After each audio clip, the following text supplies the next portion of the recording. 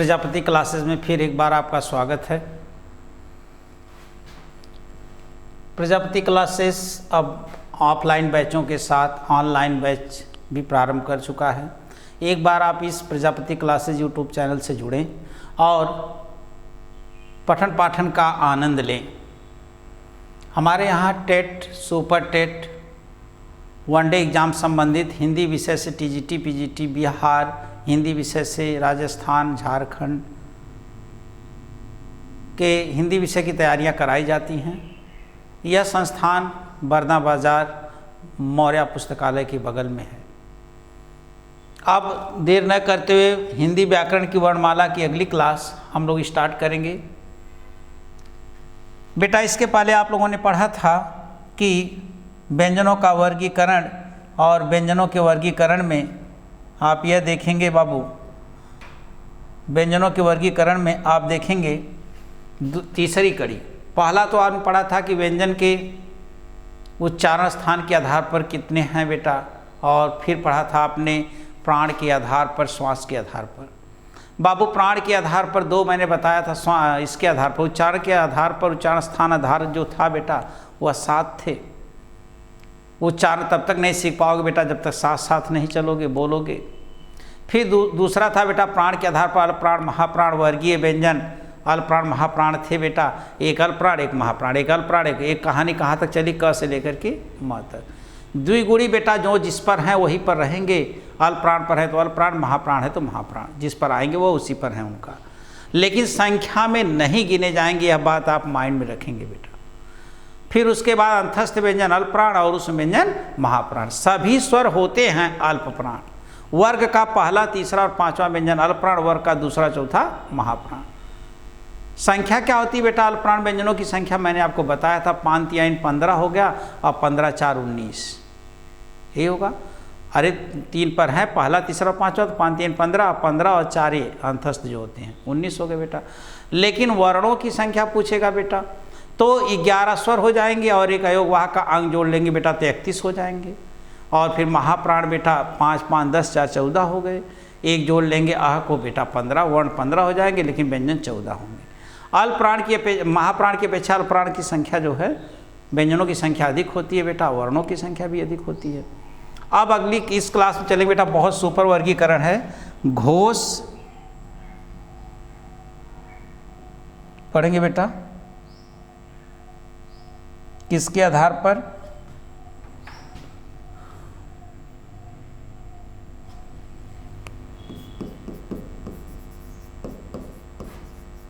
घोष, नाद, गूंज के आधार पर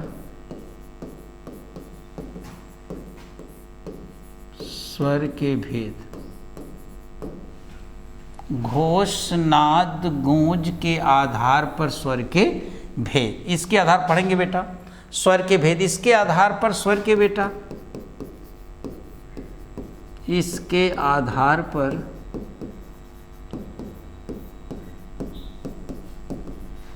स्वर के 2 भेद होते हैं। इसके आधार पर बेटा स्वर के कितने भेद होते हैं? 2। नंबर 1 है बेटा घोष, पहले ऐसे लिखेंगे बेटा, सीरीज सही रहेगी।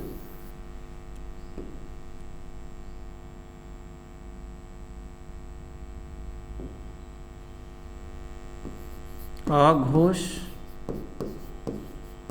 और दूसरा बेटा सघोष। सबसे इम्पोर्टेंट बात, इसी को बेटा घोष कहते हैं। ये बात आप अपने माइंड में रखेंगे पूरी तरह से, ये बात आप अपने माइंड में रखेंगे पूरी तरह से। नंबर 1 अघोष, इसका अर्थ होता है बेटा, इसका अर्थ होता है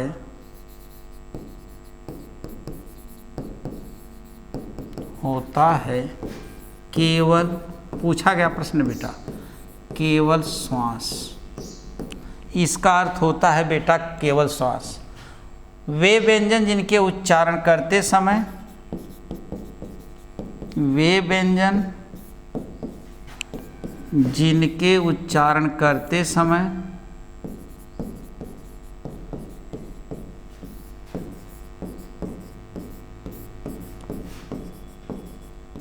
वे व्यंजन जिनके उच्चारण करते समय बेटा स्वर तंत्रियां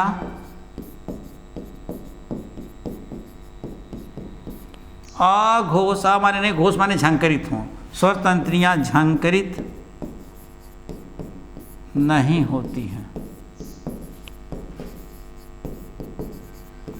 उसे अघोष व्यंजन, अघोष व्यंजन कहते हैं। कहता है वे व्यंजन जिनके उच्चारण करते समय स्वर तंत्रियां झंकरित नहीं होती। याद क्या करना है यार, घोष, घोष का मतलब झंकरित होना, अ है नहीं, झंकरित नहीं होती हैं। और नंबर 2 बेटा सघोष, सघोष या इसी को कहते हैं घोष। ये नाम बेटा बहुत इंपॉर्टेंट है। स्वर, इसका अर्थ होता है, इसका अर्थ होता है केवल गूंज। इसका अर्थ क्या होता है बेटा, केवल गूंज। अघोष का अर्थ क्या होता है बेटा, केवल श्वास। सघोष का अर्थ होता है क्या बेटा, केवल गूंज। अब ध्यान देंगे बेटा, वे व्यंजन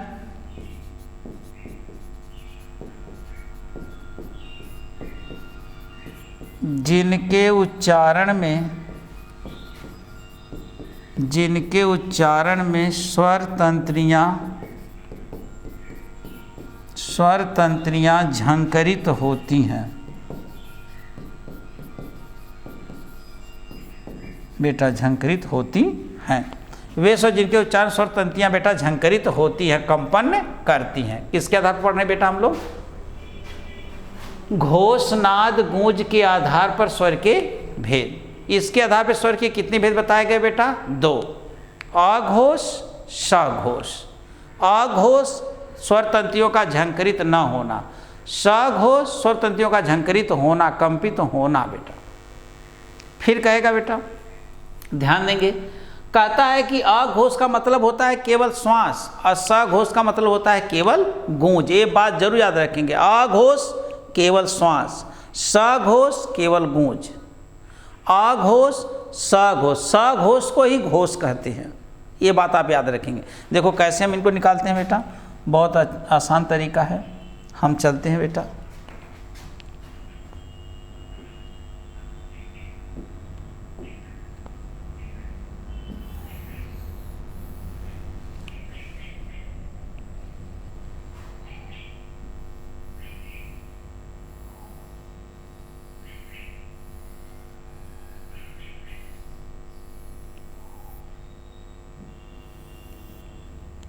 ये हो गए बाबू।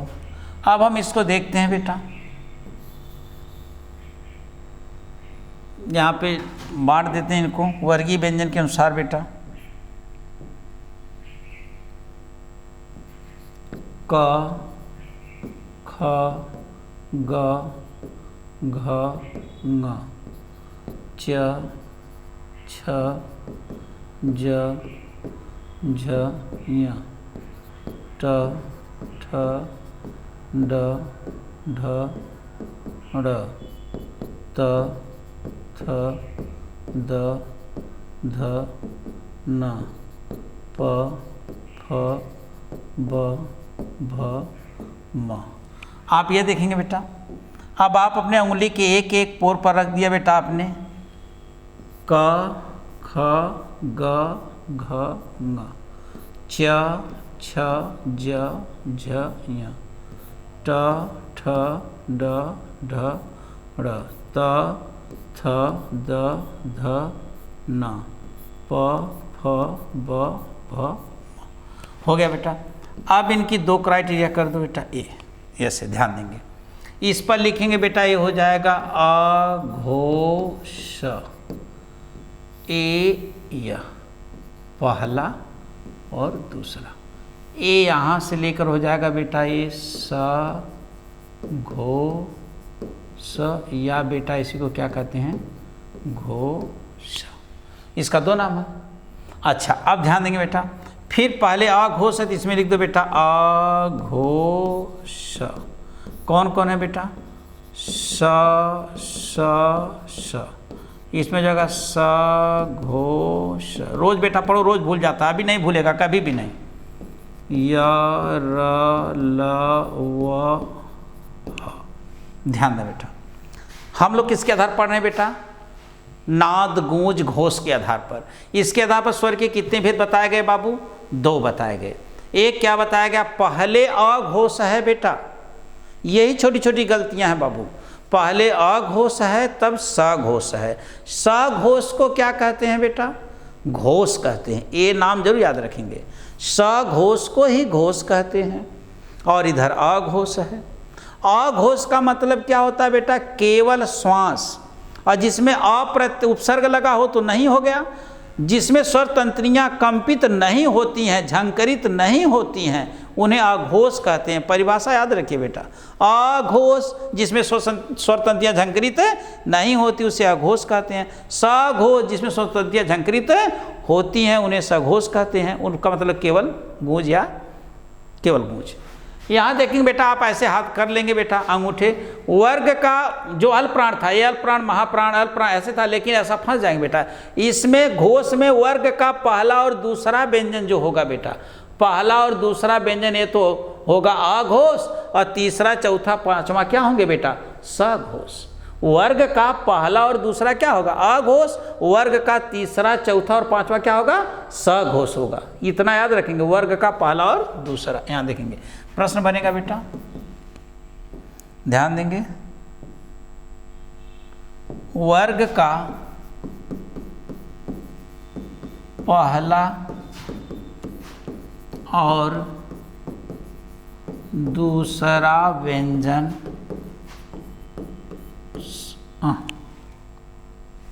अघोष अघोष होते हैं। फिर बेटा वर्ग का तीसरा चौथा और पांचवा व्यंजन बेटा सघोष या बेटा घोष व्यंजन होता है। ये हो गया बेटा। अब बाबू कहेंगे ये हो गया, क से लेकर के तो म तक का हो गया। अब अघोष, यहाँ पे ऐसे याद करेंगे,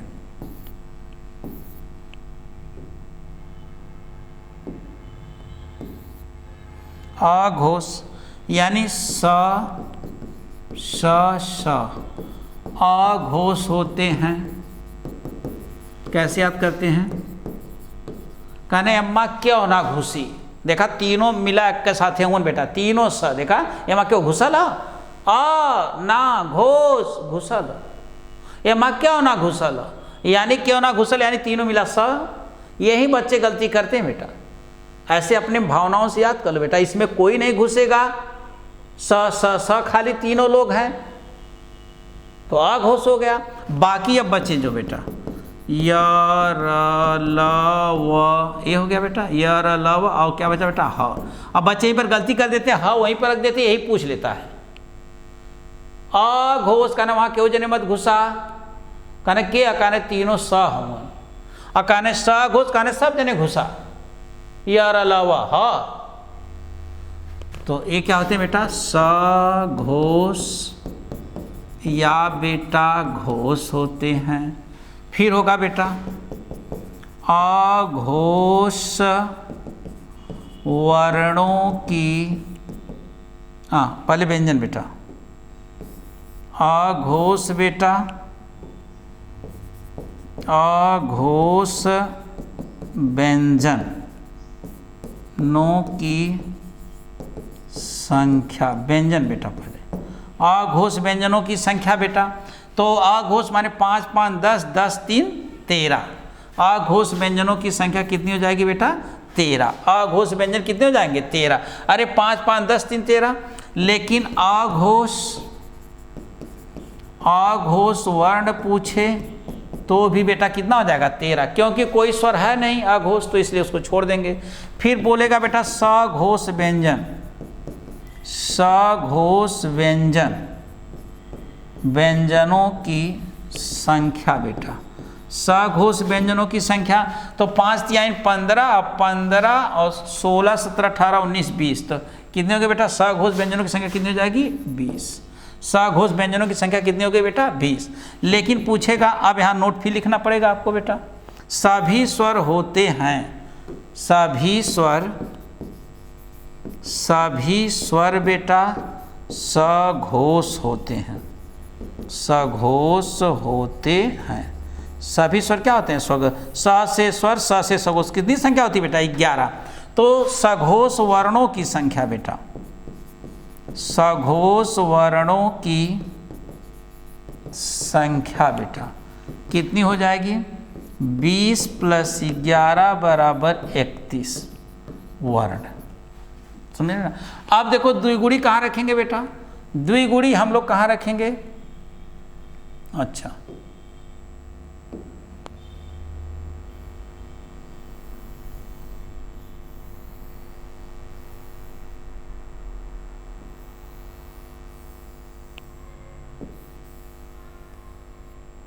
द्विगुणी हम लोग कहाँ रखेंगे बेटा? जो जिसमें उसी में रख दो। यहाँ पर है तो यहाँ पर इसका द्विगुणी रख दो और यहाँ पर इसका।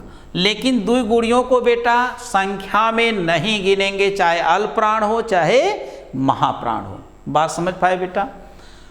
कहता है हम लोग अघोष सघोष का अध्ययन किए बेटा, श्वास के इसके आधार पर बेटा, नाद या गूंज के आधार पर कितने होते हैं बेटा? 2, अल्पप्राण और महाप्राण।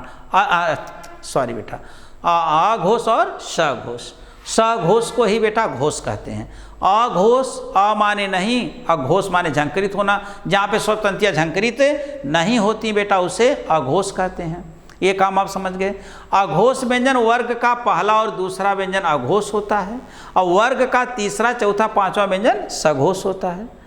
ये कार्यक्रम कहाँ तक चलेंगे बेटा? स्पर्श व्यंजन में क से लेकर के म तक। फिर हथेली के 2 पार्ट बनाइए, एक तरफ अघोष, पहले अघोष फिर सघोष। अघोष में कौन आएगा बेटा? कहने वहाँ क्यों मत घुसाया, कहने तब कहने तीनों स यहाँ स तालव्य स, मूर्धन्य स और दंती स। कहने सघोष कहना जितना जन बचल सबके घुसाया था, यर अलावा ह। ऐसे याद कर लेना बेटा, और बाकी अर्थ मैंने बता दिया है। फिर वर्ग का पहला और दूसरा व्यंजन अघोष होते हैं, जानते हैं बेटा। वर्ग का तीसरा चौथा पांचवा व्यंजन सघोष होते हैं, अघोष व्यंजन होते हैं बेटा। स अघोष व्यंजन है बेटा, यर अलावा ह सघोष व्यंजन है बेटा। अच्छा, अघोष व्यंजनों की संख्या 13 है, अघोष वर्ण 13 है क्योंकि कोई नहीं बढ़ा बेटा।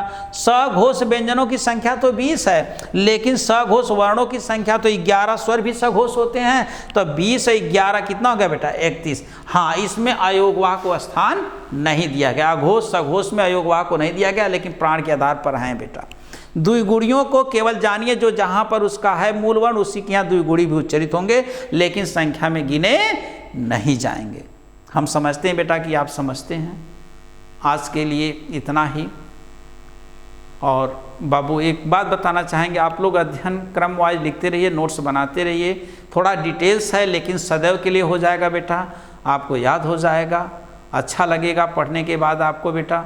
और याद कराने का ढंग तरीका बहुत सरल है, ऐसे आप याद कर सकते हैं बेटा। और कहने के लिए तो कोई कुछ भी कहता है बाबू, करना आपको ही पड़ेगा, करना आपको ही पड़ेगा। जब किसी को करना पड़ता है तो पता चलता है। अध्ययन ऐसे कोई खाने की चीज़ नहीं बेटा। विद्याभ्यासनेन वर्धते। एक दिन में बेटा 100 किलो राशन तो बनाया जा सकता है, लेकिन खाया नहीं जा सकता। तो विद्या अभ्यासनेन वर्धते। सुखार्थी कुतो विद्या, विद्यार्थी कुतो सुखम। सुखार्थी वा तजेत विद्या, विद्यार्थी वा तजेत सुखम। यह सुख चाहते हो तो विद्या छोड़ दो, और विद्या चाहते हो तो सुख छोड़ दो। सुख चाहने वाले को विद्या नहीं, और विद्या चाहने वाले को सुख नहीं। ये आप जानते हैं बेटा। न चौरहारम न राजहारम न भ्राति भांजे न भरकार व्यय कर्तम नित्यम वर्धनते विद्याधनम सर्वप्रधानम। विद्याधन सभी धनों में प्रधान है बेटा। तो आपको इसको ही ग्रहण करना पड़ेगा। किसी के कहने से सुनने से नहीं होता बेटा, करना आपको ही पड़ेगा। लोग एक दूसरे की बुराई करते हैं, आपको अपना देखना है बेटा। वही सिखाते हैं बेटा जो किसी काम के नहीं होते हैं। सदैव बेटा अजल गगरी छलकत जाए, वो अधिक बोलते हैं बेटा, वह गगरी अधिक आवाज़ करती है बेटा जिसमें जल आधा भरा होता है, और पूरी भरी हुई गगरी कभी आवाज़ नहीं करती। तो आप अपना कार्य करें, ध्यानपूर्वक पढ़ें, समझें। धन्यवाद। आज के लिए इतना ही।